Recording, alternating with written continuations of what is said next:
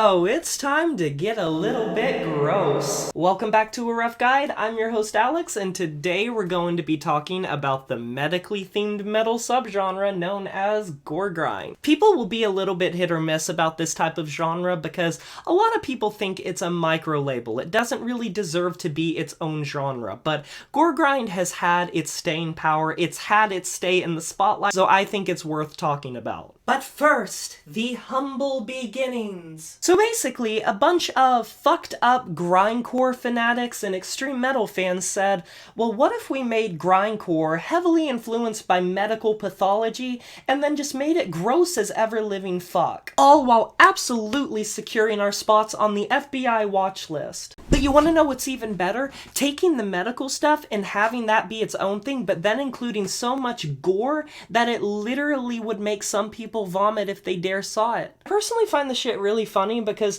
you show like a normie or someone that doesn't really like metal or is like a religious zealot, a black metal or a death metal band, and they really feel like you are making some dark incantations and summoning Satan himself. But dare I say, if you show them a Goregrind record, grandma might have a fucking heart attack. And I don't care, Life Alert is not gonna be able to help her ass. That bitch is comatose. She is past comatose. That bitch would be toast. Just wait until the porno grind installment of this series. But memes aside, where did Goregrind come from? Well, it came from a band that you might not think if you aren't interested in this breed of metal, but are adjacent to the death metal side of things. Carcass invented Goregrind. With the reek of putrefaction era of their sound, they started to employ some of the hallmarks that would later become associated with Goregrind, because I know I'm joking a lot about how Goregrind is just Goregrind because of its lyricism, but it genuinely does run deeper than that, and it has its own identity. Carcass was very thrash metal and death metal inspired, but they were pushing the envelope for extremity, as well as visual imagery, song topic matters, names of songs, and continuously up in the ante to gruesome and vile heights that had never really been experienced up until that point. There had been some risque and rather promiscuous metal stuff, and metal and rock had always kind of rode that line and towed the line a bit when it came to being offensive and meaning to offend people for the shock factor, but Goregrind and Carcass took it to a whole new level. And while grindcore was more influenced by things like thrash metal and death metal, Goregrind was taking the heaviest parts of grindcore, the heaviest parts of thrashcore, and the heaviest parts of death metal, and pitch shifting the vocals to sound like, how do I phrase this? Sewer drainage? I genuinely mean that as like a badge of honor. The fact that these bands are able to make vocals that sound like this, I find it impressive. And if you want a live demonstration, if you would have a grindcore band, they would just have vocals like that's grindcore. But when you get Goregrind, it pretty much just sounds like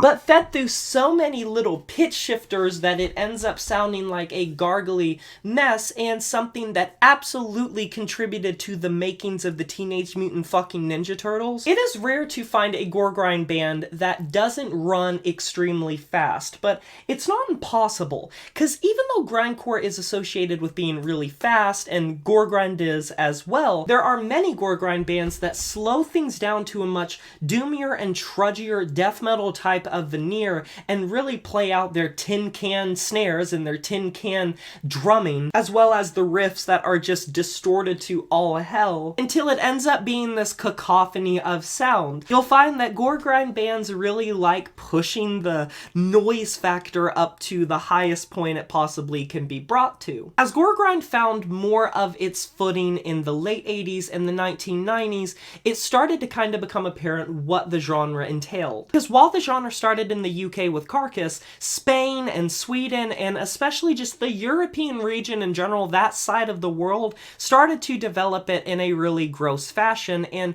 that's where the medicalness started to take form. That's kind of what Carcass based their music around at that time. They always had, and so all of the bands that were inspired and fascinated and intrigued by the formula of Carcass, they took it in that direction even more so, to where that became became the literal thing that got associated with Goregrind. Because while the name indicates gore, you will see some really obscene and over-the-top medical names, medical definitions, and song topics about medical things going wrong, some surgical procedure going awry, or just some really vile, violent shit. But it's not always just about blood and guts. But dead infection, general surgery, hemorrhage, last days of humanity. And one of my favorites, Regurgitate, which I actually have one of their albums here. They took the medical pathology to the next level. Goregrind functions in what I like to call a gray area Goldilocks zone. And that may sound contradicting, but let me explain what I mean. Unlike a lot of very micro genres, which are invented solely because you can know what to expect going into one of their releases because they fit a very niche criteria and tick some very specific boxes that are unique and special to it, even though their definitions in and of themselves can be very scant.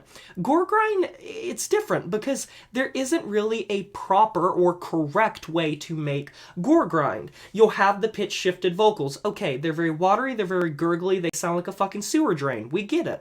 But there are plenty of bands that do the cricket style vocals that you hear in other genres and like slam metal. And you won't always get those pitch shifted sort of vocals. It's derived from grindcore. It's supposed to be extremely fast. The tempos are extremely frantic, over the top, they don't stop, they're unrelenting, and they're ruthless and brutal. Okay, there are plenty of Goregrind bands that play it a lot slower paced and really pace out their sounds, pace out their drums, especially their snares, much like slam metal. You get some bands that play fretless bass, you get some bands that try to be more technical, you get some bands that are solely about medical pathology, you get other bands that are solely about gore, you get some bands that are playing it a little less gross than others, and some that are taking it to the most obscene levels they possibly can. And that's kind of what's weird to me, because when you get a niche subgenre and microgenre like Goregrind, you can usually have a solid estimation of what they're going to end up sounding like, but it's really not the case. And I think it's because of how broad grindcore and death metal are as genres and how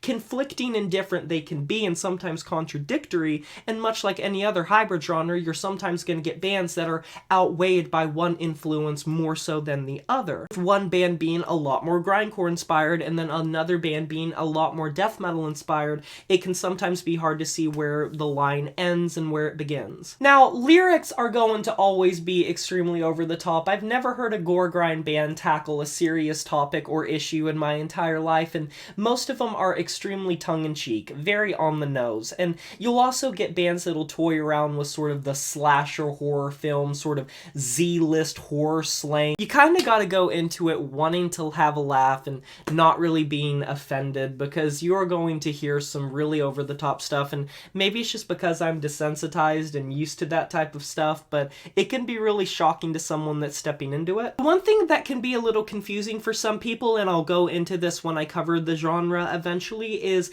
people kind of get it confused with deathgrind, and I personally don't really think that Goregrind should be defined as it is.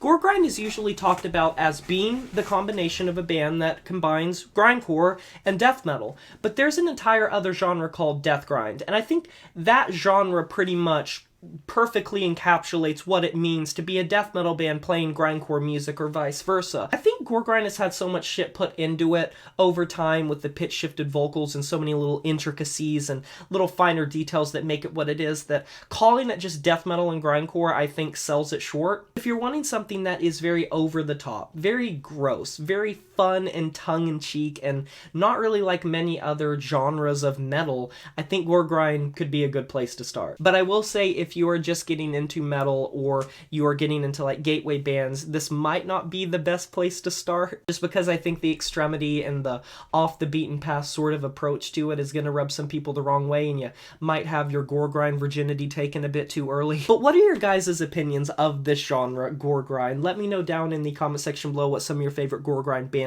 are and what your opinions are of the genre as a whole. I can't wait to hear it. Be sure to like this video if you enjoyed it, subscribe to join the review family today, and smash that notification bell to be notified of my future uploads. You know who it is, my name is Jay Morrison. I'm signing off saying farewell.